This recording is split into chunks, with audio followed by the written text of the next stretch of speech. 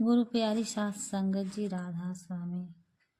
आज हम नाम की महिमा से जुड़ी हुई एक कहानी सुनेंगे। एक संत महात्मा रात्रि के समय में नाम का अजपा जाप करते हुए अपनी मस्ती में चले जा रहे थे। जाप करते हुए वे एक गहन जंगल से गुजर रहे थे। विरक्त होने के कारण वे महात्मा बार बार देशाटन करते रहते थे। वे किसी एक स्थान में अधिक समय नहीं रहते थे। वे ईश्वर नाम प्रेमी थे, इसलिए दिन रात उनके मुख से नाम जप चलता रहता था। स्वयं नाम का अजपा जाप करते तथा औरों को भी उसी मार्ग पर चलाते। महात्मा गहन जंगल में मार्ग भूल गए थे, पर अपनी मस्ती में चले जा रहे थे।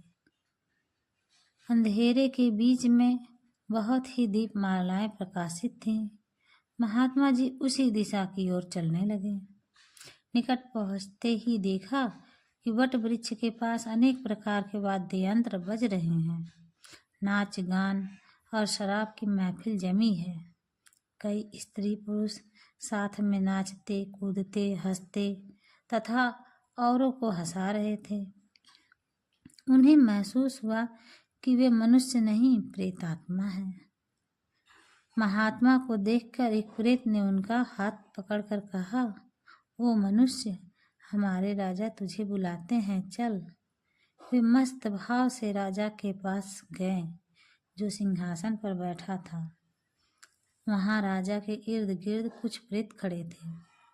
प्रेतराज ने कहा, तुम इस ओर क्यों आए? हमारी मंडली आज मदमस्त हुई है। इस बात का तुमने विचार नहीं किया? तुम्हें मौत का डर नहीं है? अट्ठाहस करते हुए महात्मा बोले, मौत का डर? और मुझे? राजन, जिसे जीने का मोह हो उसे मौत का डर होगा। हम साधु लोगों को मौत को आनंद का विषय मानते हैं। यह तो देह परिवर्तन है, जो प्रारब्ध कर्म के बिना किसी से हो ही नहीं सकता। प्रेतराज, तुम जानते हो हम कौन हैं? महात्मा जी, मैं अनुमान करता हूँ कि आप प्रेतात्मा हो। प्रेतराज, तुम जानते हो लोग समाज हमारे नाम से कांपता है। महात्मा जी, प्रेतराज, मुझे मनुष्य में गिनने की गलती मत करना। हम जिंदा दिखते हुए भी जीने की इच्छा से रहित मृत तुल्य हैं। यदि जिंदा मानो तो भी आप हमें मार नहीं सकते। जीवन मरण कर्माधीन है। मैं एक प्रश्न पूछ सकता हूँ? महात्मा की निर्भयता देखकर प्रेतों के राजा को आश्चर्य हुआ कि प्रेत का नाम सुनते ही मर जाने वाले मनुष्यों में एक इतनी निर्भयता से बात कर रहा है। सब कुछ ऐसे मनुष्य से बात करने में कोई हरकत नहीं है। प्रेतराज बोला, पूछो, क्या पूछ रहे हो? महात्मा जी, प्रेतराज, आज यहाँ आनंदोत्सव क्यों मनाया जा रहा है? प्रेतराज, मेरी इकलौती कन्या योग्य पति न मिलने के कारण अब तक कुंवारी है, लेकिन अब योग्य जमाई मिलने की संभावना है। कल उसकी शादी है, इसलिए यह उत्सव मनाया जा रहा है। महात्मा हंसते हुए, तुम्हारा जमाई कहाँ है? मैं उसे देखना चाहता हूँ। प्रेतराज, जीने की इच्छा के मोह को त्याग करने वाले महात्मा, अभी तो वह हमारे प्रेत योनि को प्राप्त नहीं हुआ है। वह इस जंगल के किनारे एक गांव के श्रीमंत का पुत्र है। महादुराचारी होने के कारण वह इस वक्त भयानक रोग से पीड़ित है। कल संध्या के पहले उसकी मौत होगी, फिर उसकी शादी मेरी कन्या से होगी। इसलिए रात भर गीत नृत्य और मद्यपान करके हम आनंदोत्सव मनाएंगे। महात्मा जी वहां से विदा होकर नाम का अजपा जाप करते हुए जंगल के किनारे के गांव में पहुंचे। उस समय सुबह हो चुकी थी। एक ग्रामीण से महात्मा ने पूछा, इस गांव में कोई श्रीमान का बेटा बीमार है?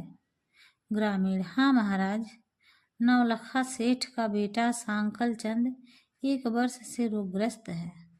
बहुत उपचार किए पर उसका रोग ठीक नहीं होता। महात्मा, नवालसा सेठ के घर पहुँचे। सांकल चंद की हालत गंभीर थी। अंतिम घड़ियाँ थी, फिर भी महात्मा को देखकर माता पिता को आशा की किरण दिखी। उन्होंने महात्मा का स्वागत किया। सेठ पुत्र के पलंग के निकट आकर महात्मा राम नाम की माला जपने लगे। दोपहर होते होते लोगों का आना जाना बढ़ने लगा। महात्मा, क्यों सांकल चंद, अब तो ठीक है? सांकल चंद ने आंखें खोलते ही अपने सामने एक प्रतापी संत को देखा तो रो पड़ा। बोला, महात्मा जी, आप मेरा अंत सुधारने के लिए पधारे हैं। मैंने बहुत पाप किए हैं, भगवान के दरबार में क्या मुंह दिखाऊंगा। फिर भी आप जैसे संत के दर्शन हुए हैं, यह मेरे लिए शुभ संकेत है। इतना बोलते ही उसकी सांसें फूलने लगी, वह खांसने लगा। बेटा, निराश न हो, तेरी यह अंतिम घड़ी है। अब काल से डरने का कोई कारण नहीं है। खूब शांति से समान वेग को रोककर नाम के जप में मन को लगा दे। जपा जाप में लगा कर रख।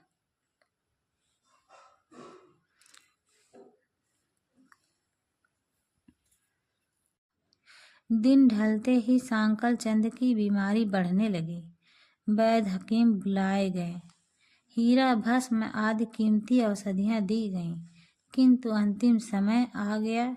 यह जानकर महात्मा जी ने थोड़ा नीचे झुककर उसके कान में राम नाम लेने की याद दिलाई।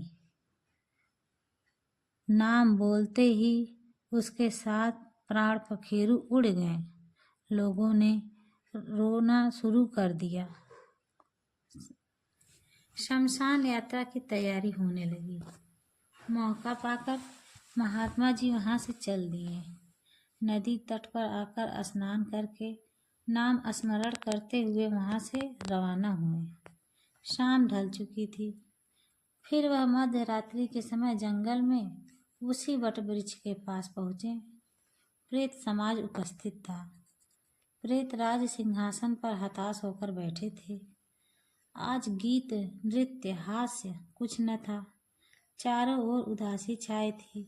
सब प्रेत रो रहे थे। महात्मा ने पूछा, प्रेतराज, कल तो यहाँ आनंदोत्सव मनाया जा रहा था, आज शोक समुद्र लहरा रहा है, क्या कुछ अहित हुआ? प्रेतराज, हाँ भाई, इसीलिए रो रहे हैं। हमारा सत्यानाश हो गया। मेरी बेटी की आज शादी होने वाली थी, अब वह कुंवारी रह जाएगी। महात्मा, प्रेतराज, तुम्हारा जमाई आज मर गया है, फिर तुम्हारी बेटी कुंवारी क्यों है? प्रेतराज ने चिढ़कर कहा, तेरे पाप से। मैं ही मूर्ख हूँ कि मैंने तुझे कल सब बता दिया। तूने हमारा सत्यानाश कर दिया। महात्मा ने नम्र भाव से कहा, मैंने आपका अहित किया, मुझे ये समझ में नहीं आता। क्षमा करना मुझे, मेरी भूल बताओगे तो मैं दोबारा गलती नहीं करूँगा। प्रेतराज ने जलते हृदय से कहा, यहाँ से जाकर मरने वाले को तूने नाम स्मरण का मार्ग बताया और अंत समय भी ईश्वर का नाम कहलवाया। इससे उसका उद्धार हो गया, जिससे मेरी बेटी कुंवारी रह गई। महात्मा जी, क्या एक बार नाम जप लेने से वह प्रेत योनि से छूट गया? आप सच कहते हैं? प्रेतराज, हाँ भाई, जो मनुष्य नाम का जाप करता है वह प्रभु नाम के जप से हमारी योनि को प्राप्त नहीं होता। नाम जप में नरकोद्धारण शक्ति है। प्रेत के द्वारा नाम जप का प्रताप सुनकर महात्मा जी प्रेम के आंसू बहाते हुए भाव समाधि में लीन हो गए। जब उनकी आंखें खुली तब वह प्रेत समाज नहीं था। इसलिए साथ संगत जी, नाम जप जरूर करें, सिमरन में बहुत शक्ति है जी। हमारी कहानी आपको पसंद आई हो तो बेल आइकन को प्रेस कर दें जी। चैनल को लाइक और सब्सक्राइब करें। राधा स्वामी जी।